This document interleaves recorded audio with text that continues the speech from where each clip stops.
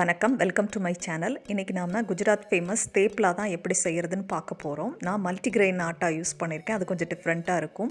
இதுக்கு அவங்க ஒரு ஸ்வீட்டாகவும் இருக்கும், காரமாகவும் இருக்கிற ஒரு மாங்காய் பிக்கிள் தான் அவங்க வச்சு சாப்பிடுவாங்க. நம்ம என்ன கிரேவினாலும் வச்சு சாப்பிட்லாம். இது ஒரு டின்னர் ரெசிபியாக, பிரேக்ஃபாஸ்ட் ரெசிபியாக செய்யலாம். இது எப்படி செய்யலான்னு பார்க்கலாம். இதுக்கு தேவையான பொருட்களும் பார்க்கலாம் வாங்க. 1 கப்பு கடலை மாவு, 2 கப்பு கோதுமை மாவு, 1 கப்பு மல்டிகிரெயின் ஆட்டா. இது நான் எங்கள் வீட்டிலேயே அரைச்சி வச்சுருக்கிறேன். மல்டிகிரெயின் ஆட்டா அதை எடுத்திருக்கேன். கொஞ்சம் சால்ட் நம்ம சேர்த்துக்கலாம். இதுக்கு தேவையான அளவு சால்ட் சேர்த்துக்கலாம். அதுக்கப்புறம் டர்மரிக் பவுடர், ஹல்தி பவுடர், மஞ்சள் பொடி சேர்த்துக்கலாம்.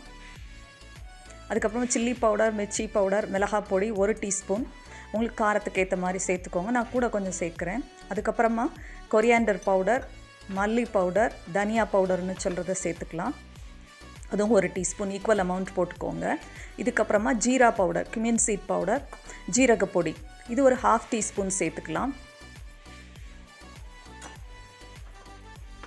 இதுக்கப்புறமா அஜ்வைன், கேரம் சீட்ஸ், ஓமம்னு சொல்கிறது இது கொஞ்சம் லேசாக போட்டுக்கலாம். அவங்க மேத்தி லீவ்ஸ் தான் சேர்ப்பாங்க, வெந்தயக்கீரை சேர்ப்பாங்க. இதில் கடலை மாவு இருக்கிறதுனால கண்டிப்பாக நம்ம அசஃபட்டீடா, ஹிங்கு, பெருங்காய பொடி சேர்க்கணும். அப்புறம் தேவையானது தண்ணி, எண்ணெய், இவ்வளோதான். வெறும் தண்ணியும் எண்ணெயும் மாத்திரம் ஆட் பண்ணி செய்கிறேன்.